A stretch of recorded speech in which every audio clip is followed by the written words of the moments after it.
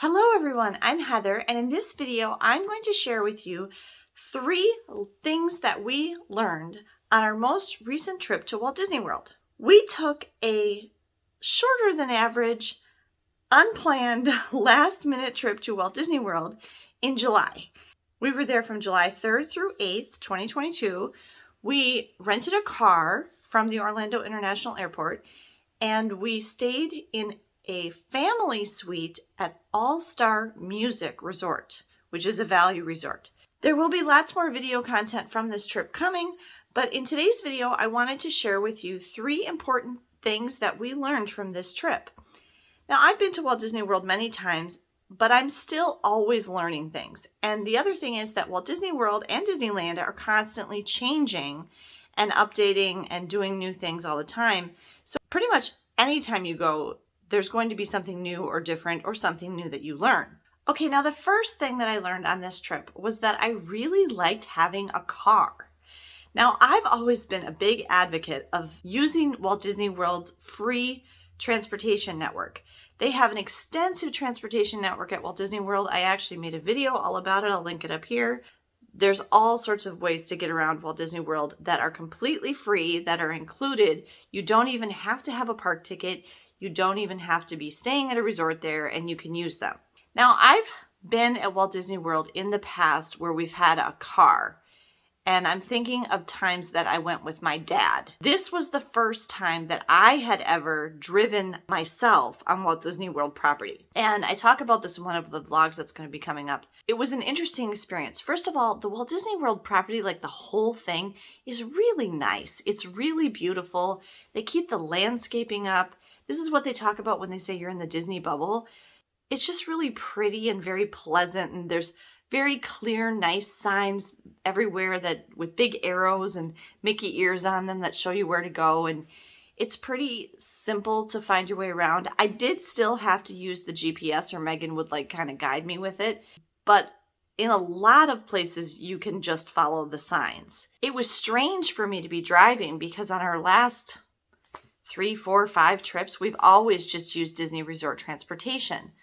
One of the reasons I opted to get a car this time, well, the reason we had a car this time was because before we went to Walt Disney World, we were visiting family and needed the car to do that. But I'm also going to be renting a car when we go again in November.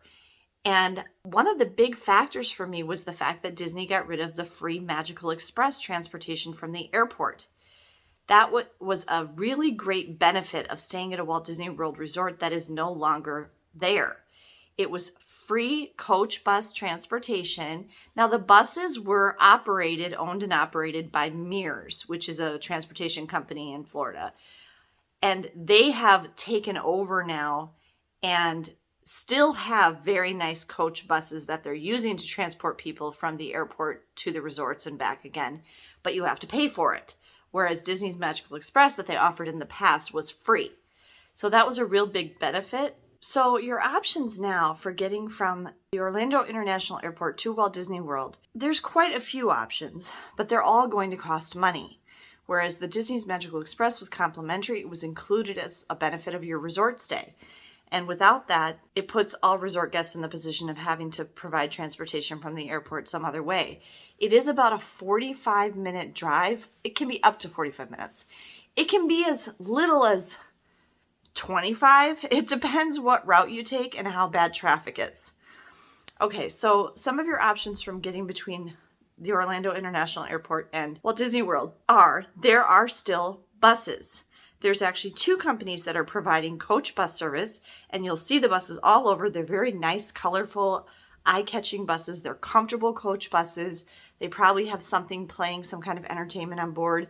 Your luggage will all be stored underneath. This is a nice, easy, relaxing, worry-free way. They'll drop you right off at your resort.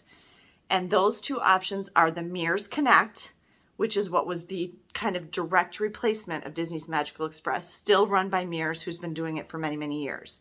The other one is the Sunshine Flyer. I like how the Sunshine Flyer buses look. They look like trains. They're painted to look like old-fashioned train engines and train cars. They're really cool. And I have looked into the prices, and I think Sunshine Flyer is just a little bit cheaper than Mears Connect, but that's the last time I looked. You could also take a taxi or a ride share. That's going to be pretty expensive. Or you can rent a car. One of the other options that a lot of people were looking forward to was the Brightline train service, the high-speed rail that they've been building. There's a brand new station at the Orlando International Airport that you'll see. It kind of goes in two legs with Florida. It goes between Miami and Orlando, basically, and then it's going to continue west and go to Tampa. They were originally supposed to build a Brightline train station at Disney Springs, but the route has changed and it's not going to go close enough now for there to be a train station at Disney Springs. So Brightline will not be an option for you if you're staying at Walt Disney World and coming into the Orlando International Airport or wanted to come from somewhere else in Florida and get there that way. I mean, you could probably still manage it and use the train part of the way, but it's going to go closer to Universal. If you're going to Universal Studios, and staying on property there, the Brightline is going to be a decent option for you in the future, but that's still a few years away. Okay, so we rented a car, and I really enjoyed having a car. One thing with the pandemic ongoing, and we're extra super cautious about the pandemic, is you're in your own vehicle. You're in your own private vehicle. There's nobody else in there with you. You're not crammed onto a bus. You're not sharing a space with other people. You control the air conditioning. You have complete control over where you go, what route you take, exactly how fast or slow you get there, things like that. Kind of along with that, though, at least for me driving, is I have to focus on driving. I have to watch the signs and the turns, and I can look around a little bit, but I can't completely just relax and look at stuff and take pictures the way I could when I was riding around on the Disney World buses, for example. So, weigh the pros and cons of that. But I really did enjoy having a car because it was just so convenient. The location of our room at All Star Music was really close to the parking lot. And so we didn't ever have to walk very far from our car to the parking lot. It was really close. And that was really nice. I just didn't realize how much I enjoyed having a car. And we did still use some Disney transportation while we were there. We used the ferry to go from the Ticket Transportation Center over to Magic Kingdom. And then we used the monorail to go back because we enjoy riding them. And we did go and ride on the Skyliner because we'd never been on it before. Because the last time we were at Walt Disney World, it hadn't opened yet. We like using Disney's transportation, but it is nice to have a car. And if you need to go someplace else, like on our last day, we went to McDonald's, which you can't get there on Disney transportation. And it was nice to go to other places on the resort. Like, you can get to the water parks on the buses, but they're a little harder to catch. We went to Disney Springs a couple different times. We had planned on going mini golfing, but the weather didn't cooperate. There's some other places you might not be able to get to, or at least couldn't get to very easily on Disney Resort transportation. So it was nice to have a car for that. Now, some factors to consider with renting a car are you're going to have to pay for parking. I definitely would say when you factor in the cost, depending on the length of your trip and how long you're going to have the car, paying for Mears Connect or the Sunshine Flyer and then just using the free Disney Resort transportation is most likely going to be less expensive than renting a car and paying for parking, gas, tolls. Florida has tolls. So I would say that renting a car is probably not going to be your cheaper option. However, since this was a relatively shorter stay I paid $346 just for the car. So, there's no way that I would have paid that much I think for the three of us, I priced it out one time on Mears Connect. We didn't ever do that, but I think it was going to be like, I don't know, $150, $180 round trip for the three of us to take Mears Connect from the airport and back to Disney World. And then if we'd used the resort transportation the whole time, that would have been it. That would have been our whole Florida transportation cost after our plane tickets. So I paid $346 for the car. I got gas once. It was a very fuel efficient car. Gas was cheaper in Florida than it was here when we got home. When we got home last night, the day before I'm filming this, gas here in the Twin Cities was $4.60 some cents. Gas in Florida was just under $4.50.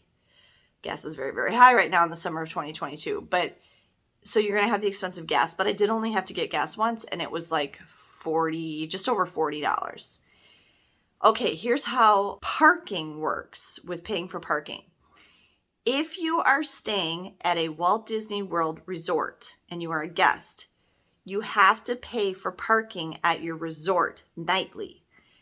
And I'm going to have to check, and it might have changed. I want to say it's $15, $20, and $25 a night, depending on if it's a value resort, a moderate resort, or a deluxe resort. I'm not positive on those numbers. Take that with a grain of salt. They may have changed, and it may be higher than that. But it's in that range. It's in the $20 a night range to park at your resort. And, that was charged to my credit card that I had on file for my incidentals at the resort. But if you're staying at a Walt Disney World resort, you do not have to pay for parking at the theme parks. So when we got to the entry booths at the parking lot at each of the theme parks, we just told them I think she scanned my Magic Band. Yeah, they scanned my Magic Band, and they saw that I was a guest of the resort. Or you could show it on your phone on the My Disney Experience app, and then they're like, okay, have a nice day. Have a magical day, and they send you on your way. Whereas if you were not staying on Disney property, then you would have to pay for parking at the theme parks, and that is $20 or $25 a day. So, and there's more expensive parking at the theme parks. That's called preferred parking, which gets you closer to the gates. It's closer to the entrance of the theme park. Now, we were always parked pretty far away. We would get there later. We didn't get there right at rope drop either of these days that we went to theme parks. We only went to 2 parks on this trip. We went to Animal Kingdom on July 5th, and we went to Magic Kingdom on July 6th. We had to park some distance away, so there's going to be some walking. And it was very, very hot. But the trams are running. For a long time, the trams weren't running, but the trams are running now. So we were able to use the parking trams, and we never had to wait very long. I think when we went into the park, we got the first tram both times that came. And when we left, the longest, I think, when we left Magic Kingdom, I think 2 groups got on the tram ahead of us. So we only had to wait a little while. But at park opening and park closing, they're running a lot of trams. So they're going pretty quickly. So that's the situation with having a car. And so, if you're driving to Walt Disney World, which a lot of people definitely are, you're going to have these same benefits of having your car. Both at the theme parks and in our resort hotel parking lot, and everywhere on property, there are license plates from every state imaginable. Lots of people from the southern states, lots of Texas, Alabama, Mississippi, Georgia, South Carolina, North Carolina, people that don't have to drive too far to Kentucky, Tennessee. And then you'll see less frequently, but still a good number of people from farther away. New York, Pennsylvania, Ohio, things like that. So lots of people do drive to Walt Disney World. And, that's a whole separate topic, whether you want to drive there or fly there. The general rule of thumb for me personally is if it's more than 500 miles, I would prefer to fly. They say 700 miles really probably is the make or break point, especially right now during our current times with the prices of gas and things like that. If it's farther than that, it's probably going to be more cost effective for you to fly than it is to drive, depending on the number of people in your group. Okay, moving on to the second thing that we learned while we were at Walt Disney World in July is that we can have fun visiting Walt Disney World in the summer. I was pleasantly surprised by this because my first experience visiting Walt Disney World when it was only Magic Kingdom back in 1981, I think, which I will link up here, this is quite the story, was not a positive experience at all. And I just remember how hot it was. It was and don't get me wrong, it's very, very hot. And we agreed that it was probably hotter than when we were in the Caribbean a month earlier than that on our cruise on Royal Caribbean's Harmony of the Seas. And that was really hot too. So it was very hot. But okay, we determined that we can have fun visiting in the summer because we had a great time. But we don't want to do it again. Okay? If given the choice, we would prefer not to go in the summer. We still had fun and we had a good trip, but it definitely is better to not go in the summer. And I'm going to tell you the 3 big things that are really important to consider when you go to Walt Disney World in the summer. Heat, sun, and rain. Okay, I'm going to take these one at a time. Heat. What I'm talking about here is the actual temperature, the heat on your body. Okay, I'm going to explain to you. We would get out of the air-conditioned car, and by the time we were on the parking tram, literally sweat was just running down our faces.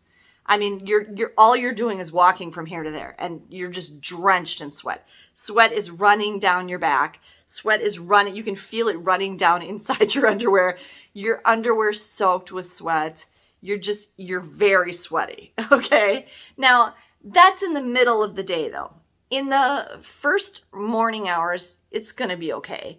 And once you get past dinner, it's actually quite pleasant. It's just nicely warm. It might even get cool a little bit. And, it's not bad. But in those, I would say from like 10, 11 in the morning until like 5 p.m., it's very, very hot. And so you really have to take care of yourself. Couple things I'm going to suggest to you. I mean, we saw people doing all sorts of things. We had those cooling towels with us, but we didn't use them. We just didn't want to have something to carry. But you have to be careful of the heat because you will get sick and pass out. It's actually, cooking your organs, the heat is. And so that's not good. That's not something you want to happen. So the way that I would suggest, I mean, we saw all sorts of people doing things. We saw people with those little neck fans. We saw people with fans that they would hold to cool. It's your face, your head. You wanted to cool your head and your face. There's a lot of places where you're waiting in line and stuff where they have big fans. And so you can, as you're even in the queue, when you get to one of those fans, you kind of stop for a second and just let the fan blow on you. And that's nice. And then the other things I would just make sure that you do when you're in that extreme heat in the summertime in Florida is you have to keep hydrated. You have to keep drinking water as often as possible. Water or Gatorade or Powerade, something with electrolytes. Don't drink milk. Don't drink juice. My kids actually both had milk and juice and they ended up getting tummy trouble. And so then after that, we're like, nope, no more milk, no more juice. Just water or Gatorade or Powerade. Be drinking as much as you possibly can. The water fountains were on and working. And something else you want to be aware of, you do not have to pay for water at Walt Disney World. Do not buy big bottles of water and carry them around with you. You can go into any counter service restaurant and say, can I please have some water? And they will give you a big cup of ice water for free. You don't, and a lot of places they'll even have like water things set up with cups there. They don't want people getting heat stroke and passing out at their parks, okay? Water is free. They'll give you water. You don't have to pay for water. Don't pay for water, okay? They will give you the water. If you're at a table service restaurant, they always bring you water in addition to whatever else you order to drink. You could go into any counter service restaurant and just say, can I please have some water? They will give you water. So we kind of forgot about that. We did buy a couple bottles of water when we probably didn't need to, but yeah, you can always get water. Drink water. The other thing we would say is take breaks in the air conditioning. Now, we were thinking about this at Magic Kingdom. One nice thing about Magic Kingdom that's different from Disneyland in California is that most of the attractions are inside. They're inside and they're air conditioned. And so you're really not out in the heat too much. And they have to do that. The dining too. They have to do that in Florida. This is bad from a pandemic perspective earlier, like in the pandemic when things were really bad. But it's good from a heat perspective because they have to do that because of the weather, which is I'm going to come to when I talk about rain. But so, yeah, when we were going from attraction to attraction at Magic Kingdom, we're like, oh, actually, we're inside a lot. And it's air conditioned, so when you're in the attraction, it's air conditioned in there. And so it's not too bad. It's only when you're walking from place to place outside is where the heat's really getting you. So take breaks in the air conditioning, even if that just means going into a gift shop and look around for a little while because the gift shop is air conditioned.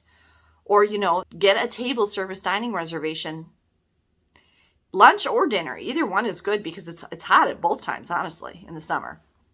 And then the other thing is sit down. If you start to feel sick or queasy or like you're going to pass out or something, sit down, preferably in air conditioning, and get something to drink. The other thing that I would add to this, and this might seem counterintuitive, but make sure you eat. Some people, like on the last day we were there, was it the last day? No, it was our second to last day.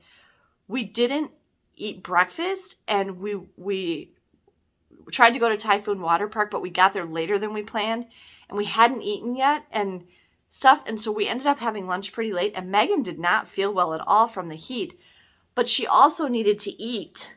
Sometimes when you're hot, you lose your appetite, but then that kind of compounds the problem because now you're hungry and hypoglycemic and you're hot. So don't forget to eat as well as staying hydrated, because you also could not be feeling well because you need to eat something. Okay, second thing about visiting in the summertime is the sun. Okay, can you see this? Look at my scalp. I burned my scalp up here. And I burned right there. I think this was when I had my swimming suit on and we went swimming in the pool at the resort. And Ben got the weirdest sunburn. He sunburned the back of his ankles, and they're really bad. And they look horrible. The only thing that's making me, we bought some aloe and we've been putting aloe on them. The only thing that we can think is his legs have gotten really long. And so we think like when he was walking and whenever he would take a step, the back of his leg at his foot was exposed to the sun every time he took a step. That's the only thing we can figure out. It's so strange. I've never seen a sunburn like that in that spot. We all got a little itchy too on our arms. I mean, we were wearing sunscreen, but so I think just because of how intense it is, I mean, they're not visibly burned, but it's a little dry. This, I'm so annoyed with myself. I took a hat. Megan did too. I took my Animal Kingdom hat. And we got to Animal Kingdom and we got off the parking tram and I said, I forgot my hat. I left my Animal Kingdom hat at the hotel and never wore it because I forgot to take it with me to the parks. So don't do that. I mean, it's a good idea to take a hat because this is not good up here. You can get skin cancer on your scalp too, and it's going to get itchy and hurt. There's lots of places you can burn that you don't think about. Tops of your ears, back here, we're always really careful to put that. If you're wearing sandals, the tops of your feet. Make sure you put sunscreen on all of those places that you don't think about. We didn't think about like how Ben got it on his ankles. The only thing that's making me feel better, because it looks really bad, is it's not blistering. So I don't think it's bad, but it's not as bad as it could be because it's not blistering. We've been putting aloe on it and it's okay, but it's just really red. The sun is dangerous. One bad sunburn in childhood can like increase your odds of getting sun cancer later in life by like 50% or something like that. Some really high number. So be really careful with the sun. And I'm distinguishing that from the heat. The heat, like that makes you feel like you're going to pass out or you can pass out. And the sun, which does this and burns you. So 2 recommendations I have for sun. 3. Number 1, sunscreen. You must wear sunscreen. You must wear sunscreen. This is not optional. You have to wear sunscreen all over yourself in the summer in Florida, okay? If you don't ever wear sunscreen any other time, I don't care where you're from, you must wear sunscreen. You will get sunburned very quickly in the summer in Florida. Okay, and then part 2 of that, I guess, is a hat. A hat is a good idea, especially if you're getting a little thinning hair like I am at my hairline. You want to have a hat on to protect you're bald or whatever, to protect your scalp too. And then what I always do is we put the big bottle of sunscreen on all over us at the beginning of the day. And then we carry a sunscreen stick. I carry it in my fanny pack and we reapply that throughout the day. Face, shoulders, ears, places where you're more likely to get burned. We just keep reapplying a few times a day to make sure. And I didn't burn my shoulders. And that's I had sleeveless shirts on, and that's a place I've gotten burned in the past. But I'm really careful about that now. And our faces are, Ben has a scar on his nose that can burn easily. So we always make sure he has plenty of sunscreen on that. So sunscreen, hat. And then the other thing, which this was Ben's cool technique for how to avoid the sun while we were there, is he literally ran. He ran from shade to shade. Now, going back to the heat thing, he also ran from air conditioning to air conditioning. It was so hot and so bright in the sun that he didn't want to be in it and he didn't want to feel it. And so he would literally, he's like, where are we going? And I would tell him, and I'm like, okay, we're going to this. It's straight up there, and then take a left. And he'd be like, yep. And he'd just go. And he would run ahead of us. And usually we could still see him. But he would run ahead of us just to get from shade to shade, air conditioning to air conditioning. That worked. That was a good way to do it. I couldn't do that because I can't walk fast on my bad ankle. And Megan would usually stay with me. So once in a while, she would go ahead with Ben, but she couldn't necessarily keep up with him because he was going so fast and his legs are so long. So that's a way to do it. I mean, it worked for him. He stayed cool and he stayed out of the sun by going from shade to shade and air conditioning to air conditioning as quickly as he could. So that was the second thing. Third thing in the summer in Florida is rain. Okay. We had 3 days that it rained.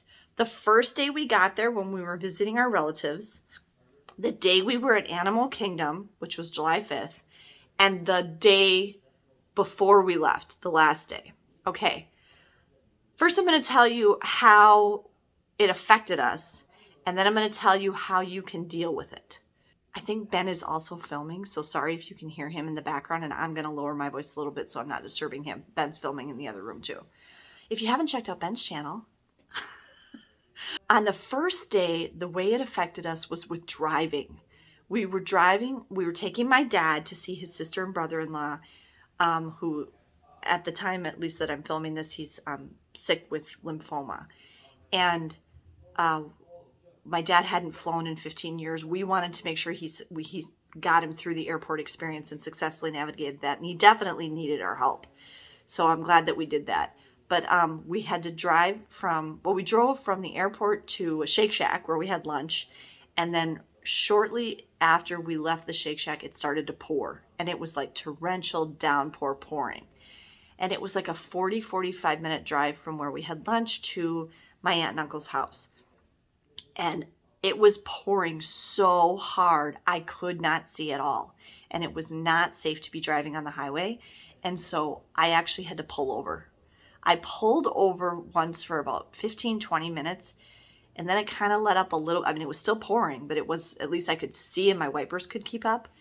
But then I just didn't feel safe on the highway. And so I asked Megan to find me an alternate route. And we got off, which was definitely a good decision. We got off of the highway and we just took surface streets the rest of the way.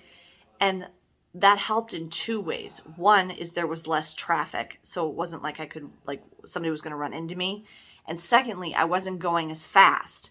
And when you're not driving as fast, when it's pouring down rain, it's not blinding you because it's not hitting your windshield so hard. So that was the thing that it affected us on the first day. It actually stopped raining or was raining very lightly in the hours that we were at my aunt and uncle's house, because we actually all went for a walk together and stuff around their neighborhood and things.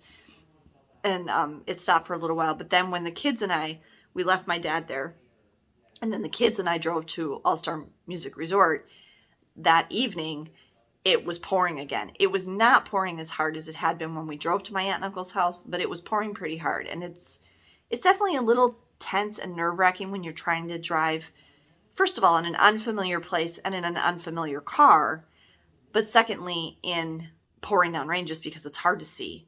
And, it can be dangerous if you're going too fast or something like that. So that's one thing to consider with rain in Florida in the summertime. The other ways that it affected us, one was when we were at Animal Kingdom, we just had to take shelter for a while. It was, again, pouring very, very hard. We did get wet, but it wasn't the rain that got us. I mean, the rain did get us wet, but we were already wet. We had just gotten off of Cali River Rapids, which is a water raft ride in Animal Kingdom. And we all got wet, but I got the worst of it. A big wave came over the side of the raft right here on my left side. And by the time I went to bed that night, my underwear, my shorts, my shirt, my socks, everything was still soaked. So 6-7 hours later, I was still soaking wet. So like all through dinner and everything, we were actually very cold. Megan and I actually went to Island Mercantile in Animal Kingdom and bought sweatshirts that night because we were very cold because we were wet. So we got wet from the ride, but a lot of people got wet from the rain because they got caught out in the downpour of Animal Kingdom. But we had literally just gotten off of Cali River Rapids and we're making our way back to the lockers where we had stored our stuff before we got on the ride.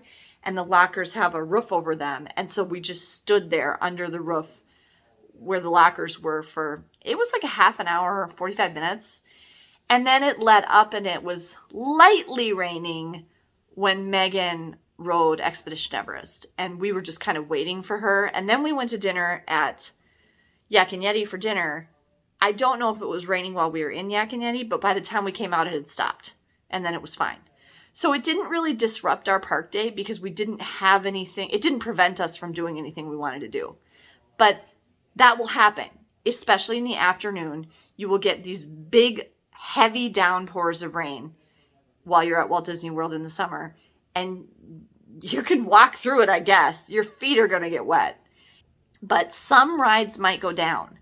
Some outdoor rides, they might not be able to run when it's really heavily raining or if there's lightning nearby. So it can disrupt your park day. Okay, and then the third way it affected us is on the last night, we were planning on going mini golfing. We wanted to go mini golfing while we were there because we've never gone mini golfing at Walt Disney World Resort before.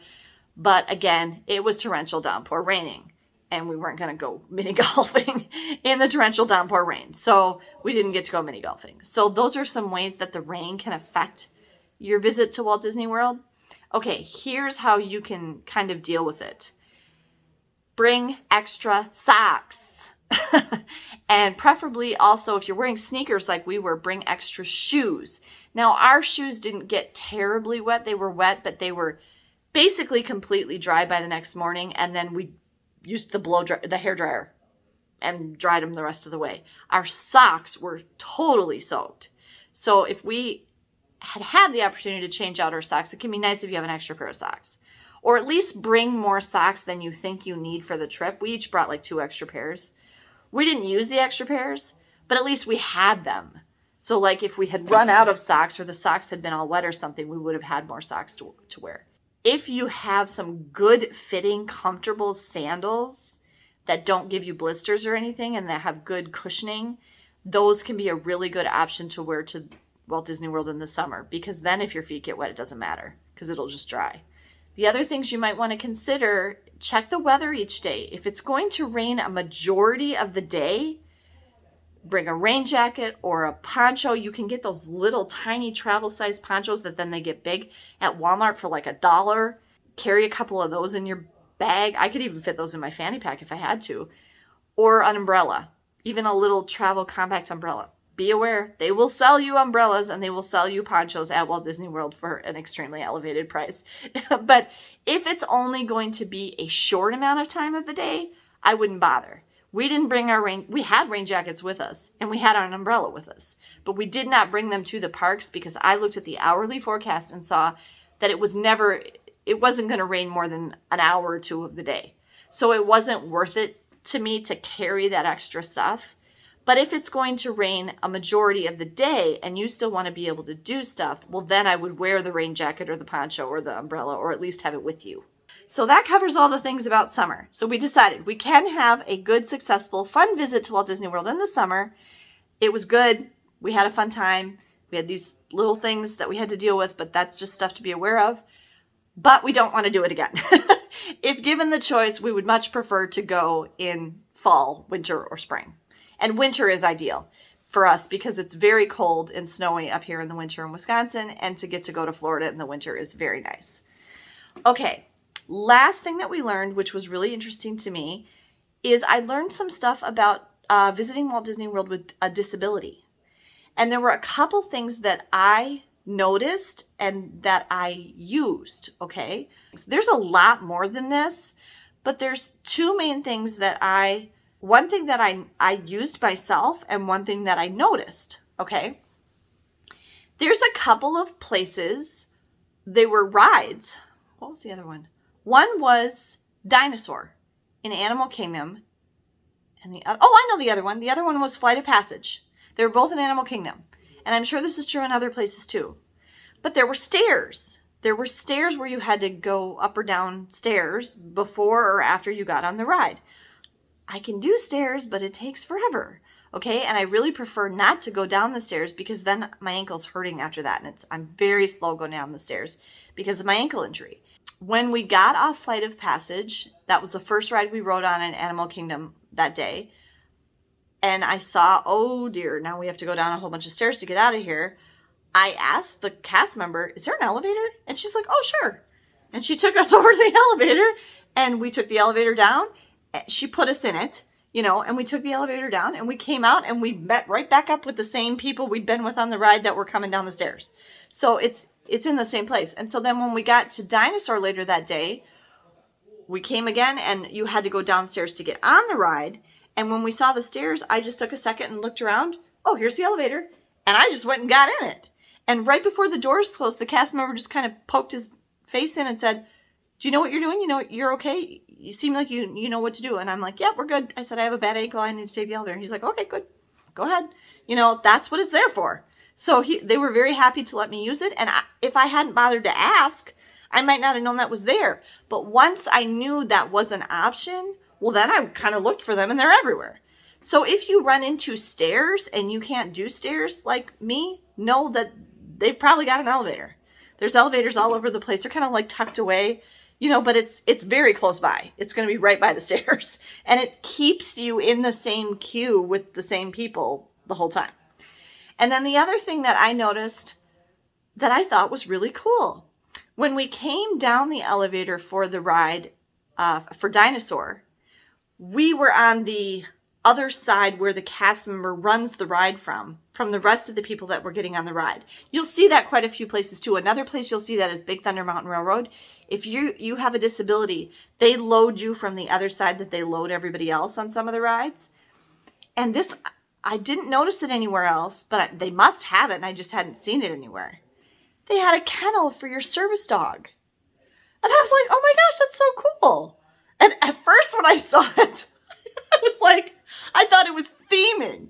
I'm like, oh, it's a kennel, like to keep a baby dinosaur in. But then I went, no, you dummy. That's for the service dogs, for people who have a service dog. So the service dog's not going on Dinosaur. He'd be scared out of his wits. How are they going to strap him in? So that was for the service dog to sit there and just chill while the person went on the ride. And I'm like, that's so cool. That's such a great idea. So if you've never noticed that either, I wouldn't have noticed it if I hadn't been on the disability boarding side. So I just thought that was really great because that means that people who have service dogs, which we did see a couple, can still go on all the attractions because there's a place for their service dog to wait for them. So I thought that was really cool. So there's 3 things that we learned on our most recent trip to Walt Disney World. I learned that I really enjoyed having a car. I learned that we can have a fun to Walt Disney World in the summer, but we don't really want to do that again if we don't have to. And I learned that there are a lot of accommodations and things to help make the experience very positive and easy for people with disabilities. So I hope that you learned something from this video, and if this was helpful to you or you found it interesting, please be sure to give me a thumbs up down below. And again, if you're interested in travel content like this, or you want to see the rest of all of our Disney vlogs that are coming from Disney World, please be sure that you're subscribed to the channel and turn on the notification bell. Thanks everyone for watching this video. Have a great day and safe travels.